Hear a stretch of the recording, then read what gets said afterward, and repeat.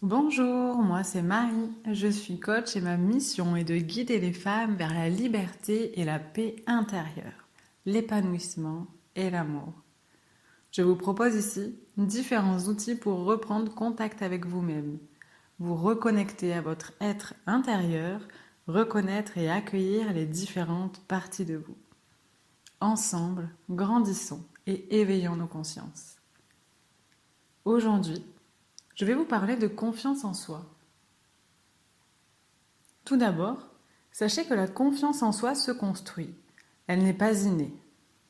L'environnement dans lequel vous avez grandi, les modèles que vous avez eus ou construits, les expériences et les observations que vous avez pu faire de vous-même servent de base au développement de votre confiance en soi. Peu importe le niveau de confiance en soi que vous avez aujourd'hui, le seul qui compte désormais, c'est celui que vous décidez d'atteindre. J'emploie le mot décider, car construire la confiance en soi demande de l'engagement. Ça suppose un travail sur soi, des questionnements, des changements. Chacun a sa propre vision de la confiance en soi, de son niveau de confiance actuel et de celui désiré, du niveau qui lui permettrait d'être et de faire ce qu'il n'a jamais fait, d'oser être lui-même, cette personne au fond de vous qui ne demande qu'à s'exprimer. Certaines personnes diront de vous que vous avez l'air de quelqu'un de confiant et se demanderont ce que vous vous reprochez. Travailler sur soi, se questionner, accepter les changements est un choix, une décision d'opter pour l'évolution et le mieux-être. Dans ce processus, il y aura des rechutes, des moments de moins bien, la découverte de vos zones d'ombre, et à certains moments, votre confiance en soi va chuter.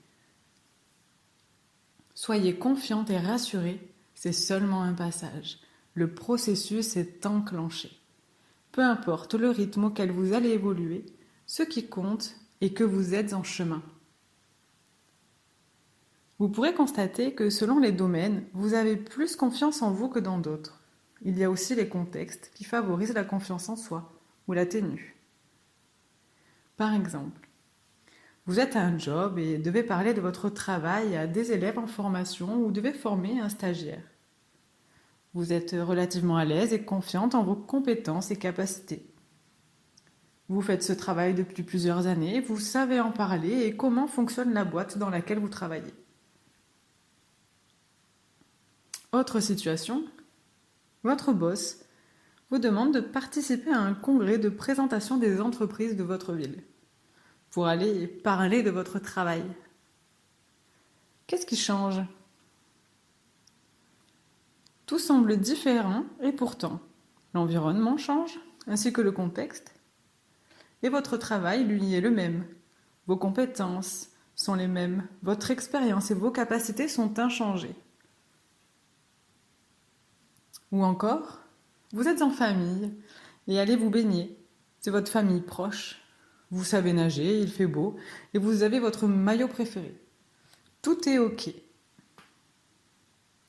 Autre contexte, votre meilleur ami vous demande de l'accompagner avec son petit ami et un ami à lui au spa. Il y a une piscine et une dizaine de mannequins. Oups, vous sentez un malaise? Sachez que tout le monde a besoin de travailler sa confiance en soi et que la personne qui se dit extrêmement confiante vous ment et surtout se ment à elle-même. La confiance en soi est une aptitude à développer par soi et pour soi. Je veux dire par là que si vous attendez que ce soit les autres qui vous disent comment et combien avoir confiance en vous, vous faites erreur. Pour augmenter votre confiance en soi, vous devez commencer par vous faire confiance. Pour vous aider à ça, vous devez vous défaire du regard des autres et éviter totalement les comparaisons. Vous êtes vous-même unique et vous êtes au top. Lorsque vous avez envie de faire quelque chose et avez peur, dépassez vos sentiments désagréables et stoppez le scénario catastrophe qui se joue dans votre tête. La peur est synonyme que c'est important pour vous et aussi que vous êtes capable d'imaginer le pire.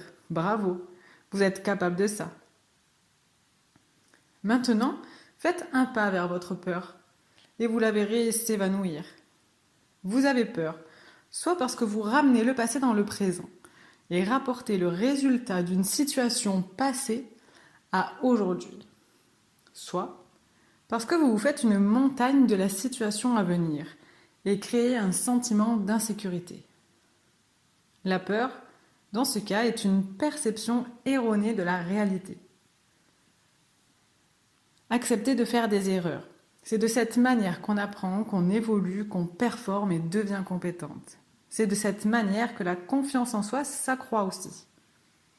Pensez à quelque chose que vous ne saviez pas faire il y a peu de temps et que désormais vous savez faire facilement, ou presque. Au départ, ce n'était pas simple. Vous aviez envie d'y arriver et vous avez répété vos gestes, techniques, pratiques, jusqu'à y arriver. Avec la confiance, c'est pareil. Vous avez besoin de la muscler et de vous entraîner. Puis, pour enrichir davantage votre confiance en soi, reconnaissez tout, vraiment tout ce que vous savez faire. Vous savez, même ces choses dont vous dites que c'est normal, tout le monde sait faire ça. Eh bien non. Tout le monde ne sait pas faire la cuisine, conduire, se repérer en montagne, danser, reconnaître les champignons, tenir un journal de bord. Quel vêtement va le mieux à sa morphologie? Manger sainement. Faites votre liste.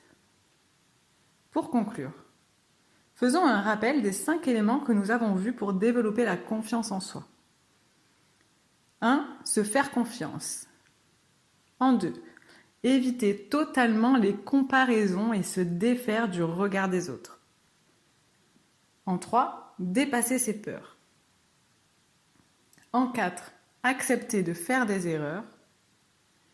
Et en 5. Trouver et noter toutes les choses que vous savez faire. Voilà. Si cet audio vous a plu, partagez-le à une amie. Aimez et abonnez-vous à la chaîne pour favoriser sa diffusion. Merci de votre écoute et à bientôt.